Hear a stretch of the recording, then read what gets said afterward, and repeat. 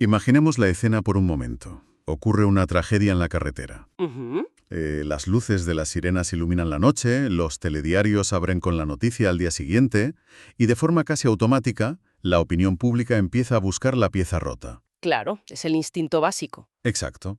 Las familias culpan a la curva mal peraltada, en las redes sociales se exige poner semáforos nuevos, y los expertos analizan el cruce con una mentalidad, puramente de ingenieros, frente a un motor estropeado. Porque si el motor falla, pues se busca el engranaje defectuoso, se saca, se pone uno nuevo y, bueno, en teoría el problema se resuelve. Eso es algo tangible, binario y sobre todo tremendamente reconfortante para la sociedad. Totalmente. Esa paz mental es exactamente lo que busca nuestro cerebro frente al caos. Nos aferramos a la idea de que las tragedias son simples fallos técnicos o de infraestructura. Ya, Nos encantan las soluciones que se pueden medir, que se pueden presupuestar en un ministerio y construir con toneladas de cemento. Porque, a ver, si el problema es el asfalto, entonces el problema no somos nosotros. y ahí es exactamente donde entra la disonancia. Porque cuando pasamos a analizar lo que realmente ocurre a diario en las calles y autopistas de todo el mundo, pues de repente ese manual de ingeniería se queda cortísimo. Sí, no sirve. Entramos en un terreno que es puramente conductual, casi antropológico. Así que, bienvenidos a este análisis a fondo. Hoy nos sumergimos en una lectura que es profundamente reveladora. Se trata del capítulo 6 del libro Hargar se Exainik. Escrito por Sayed Abdul Hakim. Un texto fantástico, la verdad. Y nuestra misión en esta exploración hoy es desentrañar por qué tenemos ese instinto automático de señalar con el dedo al sistema mientras somos totalmente ciegos a nuestros propios hábitos. Pues sí, vamos a desmontar esa ilusión colectiva. El texto plantea que el verdadero poder para cambiar las estadísticas de tráfico no reside en los grandes despachos donde se diseñan las carreteras. Para nada. Reside en espacios tan cotidianos e invisibles como, bueno, un grupo de WhatsApp de 5 amigos, y en esas microdecisiones que tomamos todos los días al abrocharnos el cinturón. Para empezar a desgranar esto, hay que hablar del espejo enorme que el autor pone delante de la sociedad. O sea, es el típico espejo en el que nadie quiere mirarse por las mañanas. Ya te digo. El capítulo detalla que, después de cualquier susto en el barrio o de un accidente muy mediático, hay una frase exacta. Una frase de 5 palabras que domina las cenas, las tertulias y los comentarios en Internet. El gobierno debería hacer algo. Uf, el comodín universal de la absolución ciudadana es increíble. Sí. Lo fascinante aquí, desde el punto de vista de la psicología humana, no es que se exijan mejores infraestructuras. O sea, eso es un derecho legítimo. Claro, por supuesto. Lo increíble es la profunda ironía que esconde esa exigencia en el contexto del día a día. Las estadísticas y la pura observación muestran que estas palabras, que vienen cargadas de una indignación cívica impoluta, suelen salir de las mismas bocas que, apenas unas horas antes, justificaron saltarse un semáforo en rojo. Bajo la excusa de, bueno, es que no venía nadie. Exacto. O salen de unas manos que iban haciendo scroll en la pantalla del teléfono a 120 km/h en la autopista. Madre mía, sí. O provienen de hogares donde, no sé, el casco de la moto lleva semanas acumulando polvo en un estante porque, el supermercado está a 2 calles y hace mucho calor. Es que la desconexión entre el discurso público y la práctica privada es abismal. Para ilustrarlo de una forma muy de andar por casa, es como quejarse amargamente de que la casa está siempre sucia y desordenada. O sea, montar un escándalo exigiendo que el servicio de limpieza haga mejor su trabajo, mientras uno mismo va tirando los envoltorios de los caramelos al suelo por el pasillo. Totalmente. Es facilísimo apuntar con el dedo al que limpia, pero el problema fundamental es que estamos generando la basura de forma constante. Y claro, la pregunta ¿es hipocresía pura o simplemente tenemos unos puntos ciegos enormes en nuestra propia autoevaluación? Pues esa metáfora del servicio de limpieza captura perfectamente el mecanismo de defensa que utilizamos. Culpar a una entidad abstracta como el gobierno o las instituciones actúa como un escudo psicológico impenetrable. Claro, te quita el peso de encima. Eso es. Exigir que cambie una carretera no nos requiere absolutamente ningún esfuerzo personal. No nos obliga a pasar por el mal trago de cuestionar nuestra propia tolerancia al riesgo. Por supuesto que la administración tiene que poner buena iluminación. Faltaría más. Pero ninguna entidad gubernamental puede meterse dentro del coche y soltar el teléfono móvil por nadie cuando entra una notificación de Instagram. Claro. Y si entendemos que el cerebro humano es un maestro en justificar sus propias excepciones, pues podríamos pensar que esto es una batalla perdida. Ujú. Al leer estas contradicciones, resulta facilísimo caer en un mindset puramente pesimista, pensar que la humanidad es simplemente incapaz de seguir las normas de forma voluntaria. Que estamos programados para ser imprudentes, vaya. Exacto, a menos que haya un castigo inmediato y súper severo pendiendo sobre nuestras cabezas. Logos de sillón.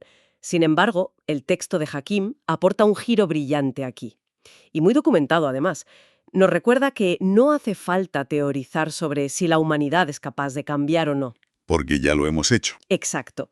Ya existen dos pruebas masivas a nivel global de que una sociedad entera puede alterar su conducta de la noche a la mañana. Y la primera de esas pruebas la tenemos grabada a fuego en la memoria reciente. El confinamiento durante la pandemia global. Uf, sí.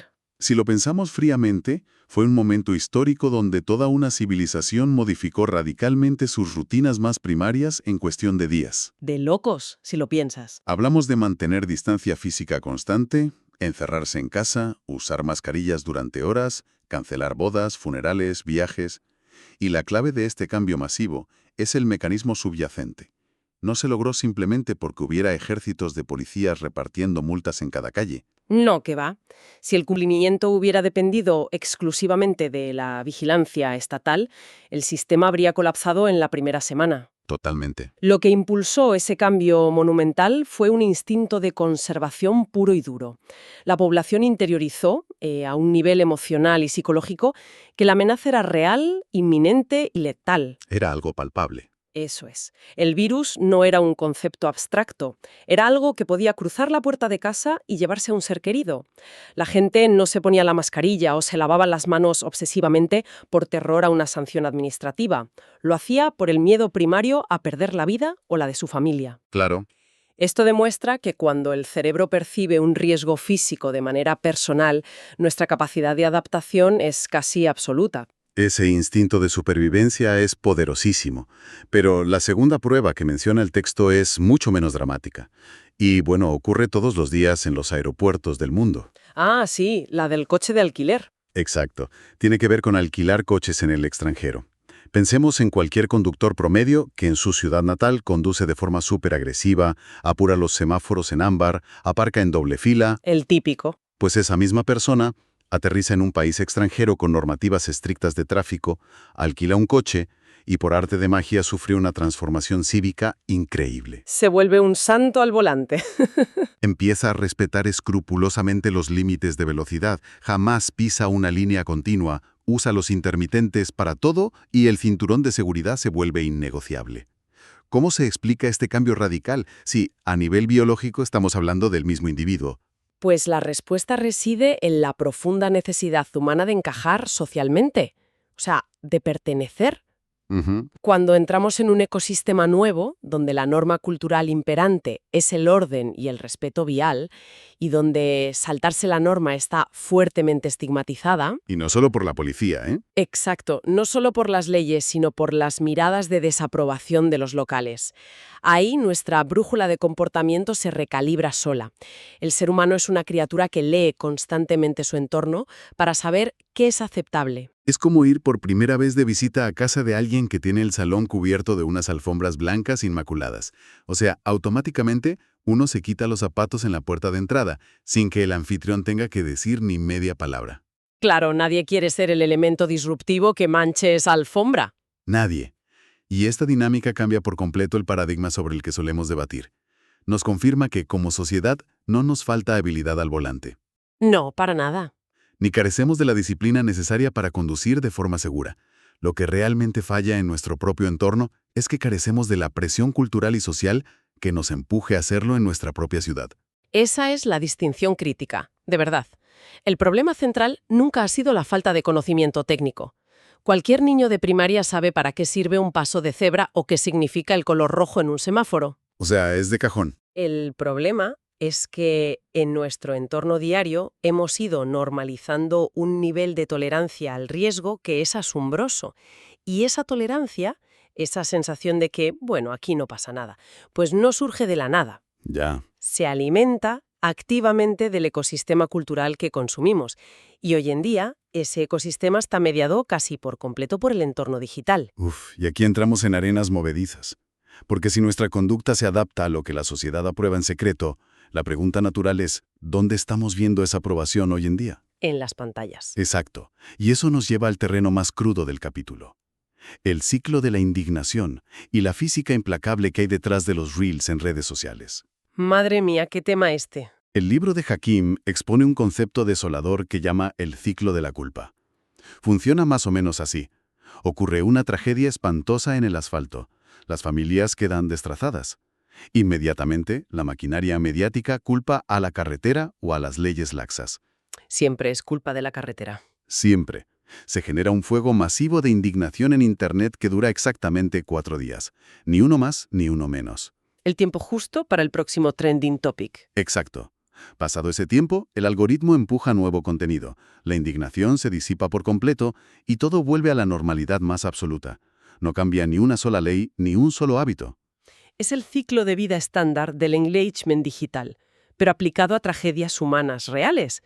La indignación es altísima en decibelios, pero su duración es súper efímera. Efímera a más no poder. Y el autor no lo deja solo en el plano teórico. Aterriza este concepto con una historia específica y desgarradora que encapsula perfectamente esta era en la que vivimos. Narra el caso de 2 hermanos jóvenes que salieron por la ciudad a grabar un reel para sus perfiles. Solo para subirlo a Internet. Sí, el objetivo no era ir del punto A al punto B. El objetivo era generar espectáculo, exprimir la velocidad de un vehículo de alta gama para capturar la atención de sus seguidores. Y en medio de esa maniobra temeraria, atropellaron mortalmente a un joven repartidor. Y el texto se detiene en un detalle que de verdad debería paralizarnos. Ese joven repartidor no era solo un peatón aleatorio. Representaba, de forma muy literal, todas las esperanzas futuras, el esfuerzo incansable y los sacrificios económicos de su madre. Qué duro, de verdad. Una mujer que había trabajado toda su vida limpiando casas para intentar darle un futuro a su hijo. Toda esa vida de esfuerzo y amor incondicional fue borrada del mapa en una fracción de segundo. Todo por conseguir un vídeo de 15 segundos para Internet. Es que se hiela la sangre. Y la reacción a este suceso siguió el guión establecido al milímetro.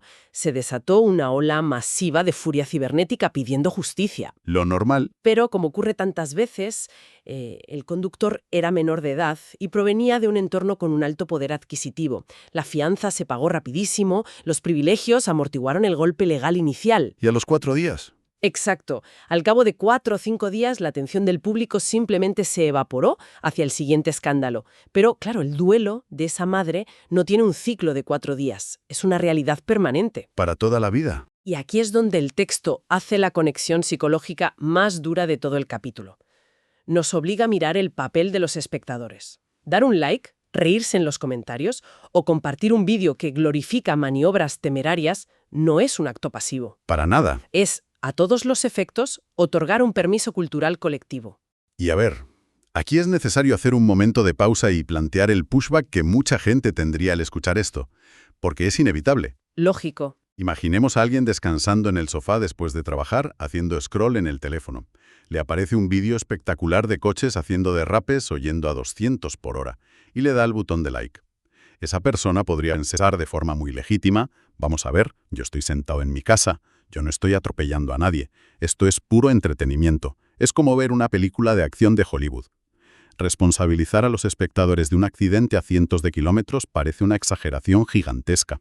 Claro, es una objeción súper comprensible. A primera vista parece un salto lógico enorme.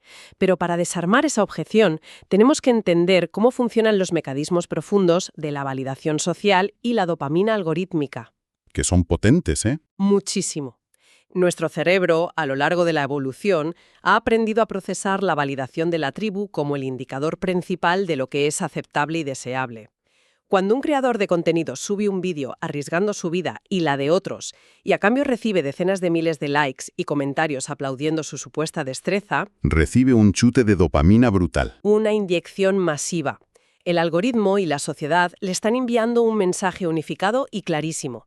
Esto nos fascina. Te admiramos por esto. Necesitamos que lo vuelvas a hacer y que subas el nivel. O sea, se crea un bucle de recompensa pura para el riesgo extremo. Precisamente. Se recompensa e incentiva la imprudencia directamente. Y por el lado del espectador ocurre un fenómeno de desensibilización progresiva. Al consumir repetidamente este contenido, las líneas entre la ficción que vemos en las pantallas y la realidad física del mundo se difuminan. Ya. El libro señala una diferencia vital que solemos olvidar. En la ficción, en las películas, esas persecuciones espectaculares están calculadas al milímetro por equipos de ingenieros. Hay dobles de riesgo profesionales, calles cortadas al tráfico, ambulancias en el set. Variables controladas, en definitiva. Exacto. Pero en el asfalto del mundo real, la física es absolutamente implacable. La masa, la inercia, el tiempo de reacción humano y la energía cinética no hacen excepciones por nadie. Y definitivamente no existe la opción de gritar «corten» y pedir una segunda toma si un cálculo falla.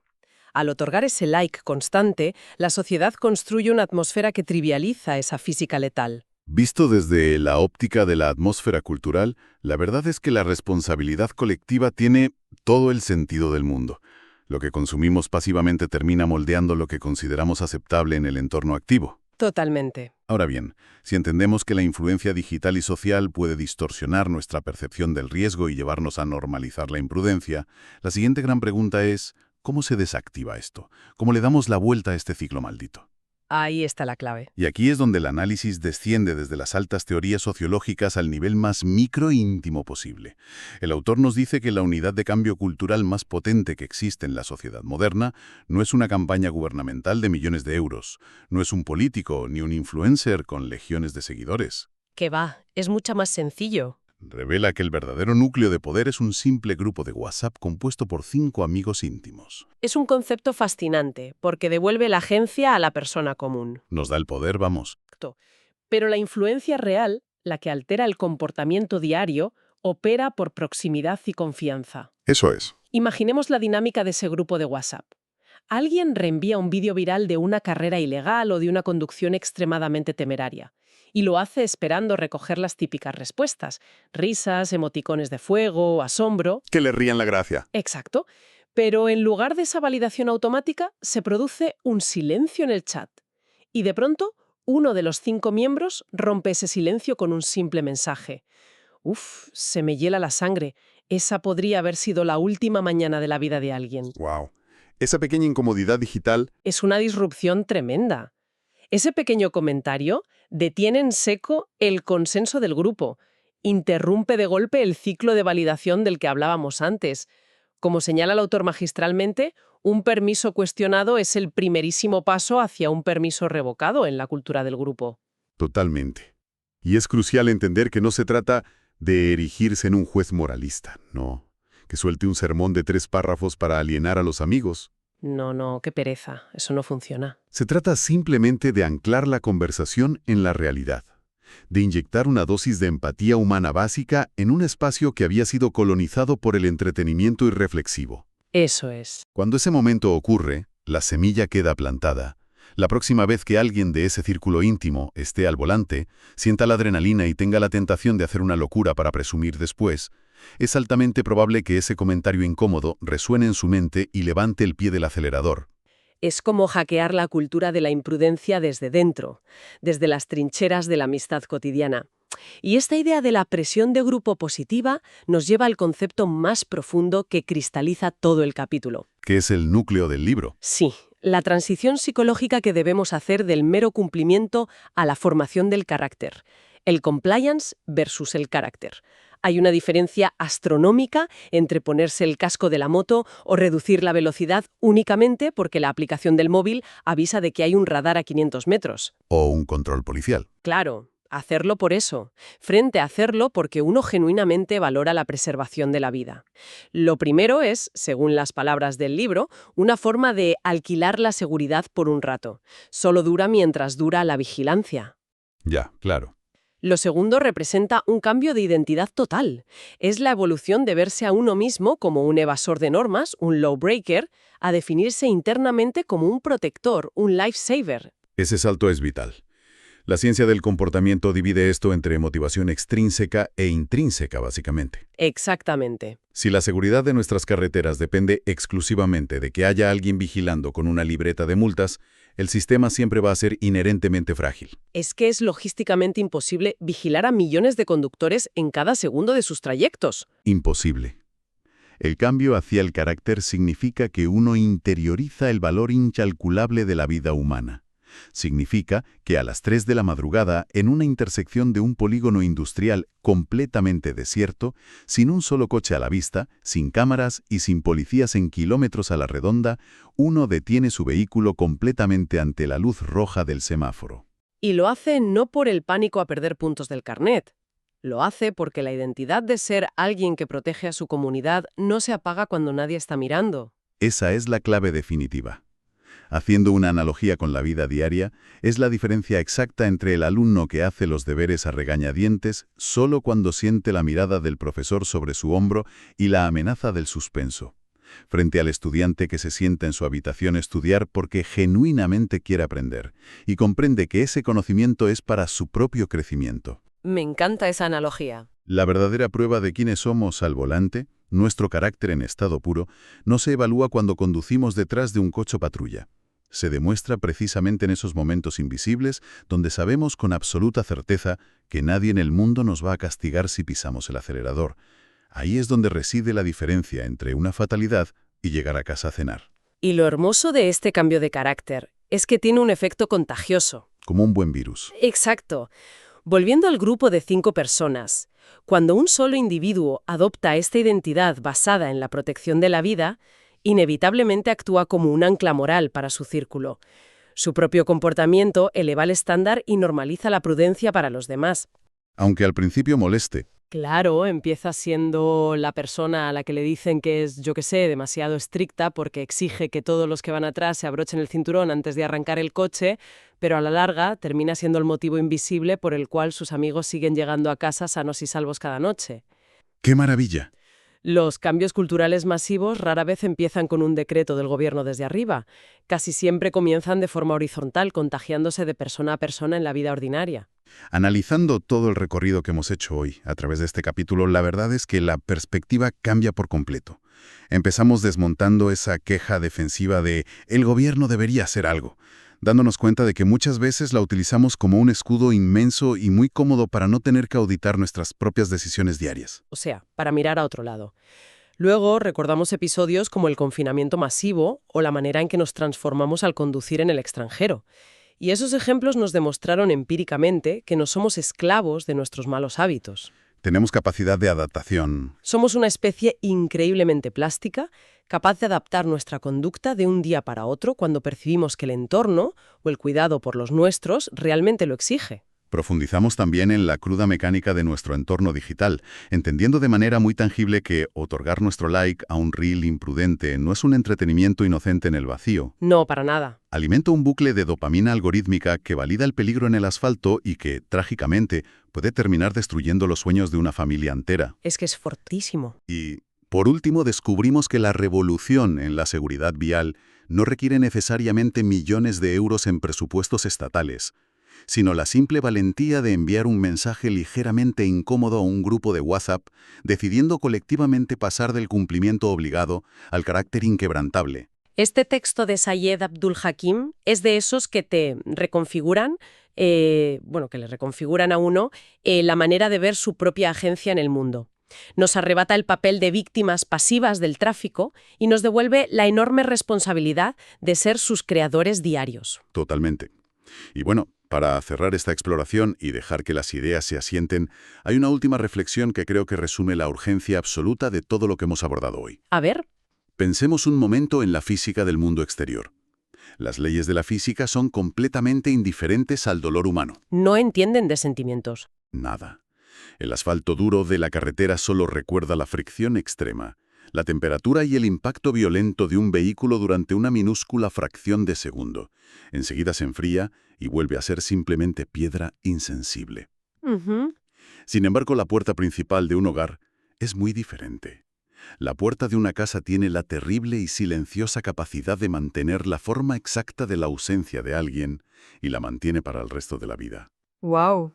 Así que la próxima vez que se escuche el sonido del motor arrancar y nos incorporemos al flujo de la ciudad, el verdadero análisis es este. Las pequeñas decisiones invisibles que tomamos en esos primeros 5 minutos.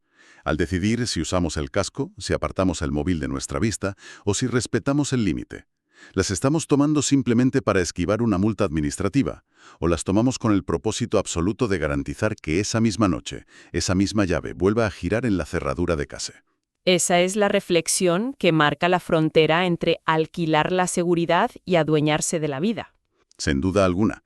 Muchísimas gracias por acompañarnos en este análisis a fondo. Nos encontramos en la próxima exploración.